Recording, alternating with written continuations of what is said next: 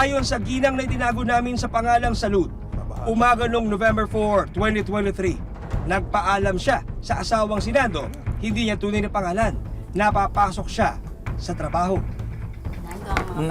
Umalis ako dito ng bahay, 6:40, tulog pa silang magkakapatid kasi Sabado walang pasok. Sabi ko doon sa asawa ko, papasok na ako. Yun na lang po yung pagkikita namin na tulog siya. Uy, alas 9 na. Gising na. Alas 9 ng umaga ng parehong araw. Ayon kay Nando, umalis naman sila ng bahay ng panganay na anak na si Ramil.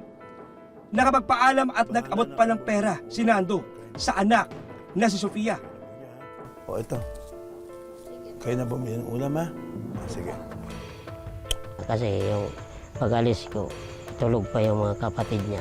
Siya yung gising. Binigyan ko ng pera, pambili ng ulam. Oh. Bahala na kako kayo dyan. Ito yung pambili nyo ng ulam. Kayo na magluto. Tanghalian. Hindi inakala ni Nando na yun na pala ang huling pagkakataon na makikitang buhay si Sofia. Madaling araw kinabukasan, isa ng malamig na bangkay si Sofia nang natagpuan ni Nando. Nakasilid sa isang sako at walang pang-ibabang saplot ang dalagita. Sophia nga, anak ko. Sophia! Sophia! Sophia! Sa pagkadiskubre sa bangkay ni Sofia, blanco ang kanyang pamilya at mga pulis kung sino ang suspect sa likod ng krimen. Kalaunan, natuto ng mga pulis ang ilang pinatilyo na huling nakasama ni Sofia bago siya nawala. Ilang kopya rin ng CCTV video ang napasa kamay ng mga pulis. Sa binigay na salaysay ng isa sa mga saksi, bandang alas 11 ng umaga noong November 4, 2023, naglaro raw sila sa may palayan ni na Sofia.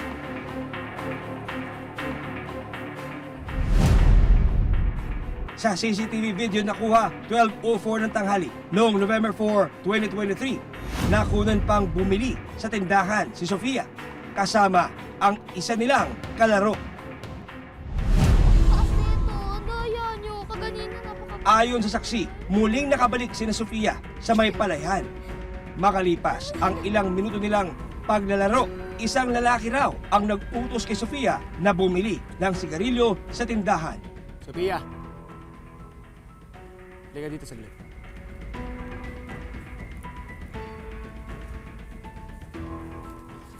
Bilang mo ako ng Yoshi doon kay Alin Dali. Ito daw pong biktima ay inutusan daw ng suspect na bumili ng sigarilyo. Nakita po natin sa CCTV yung biktima po na naglalakad. Sa kuha ng CCTV, 12:20 ng tanghali ng parehong araw, mag-isang bumalik at bumili sa tindahan si Sofia.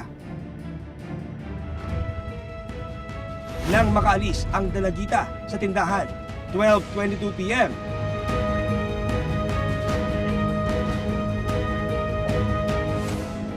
ito na ang huling pagkakataon na nakitang buhay ang biktima.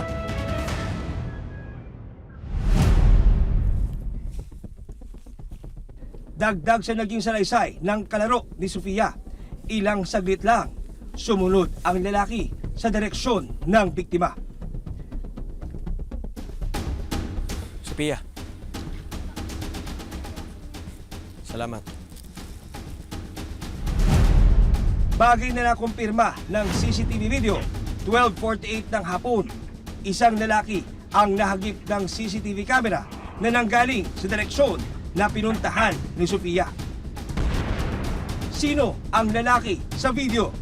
Ano ang kinalaman niya sa nangyari pagpatay kay Sofia?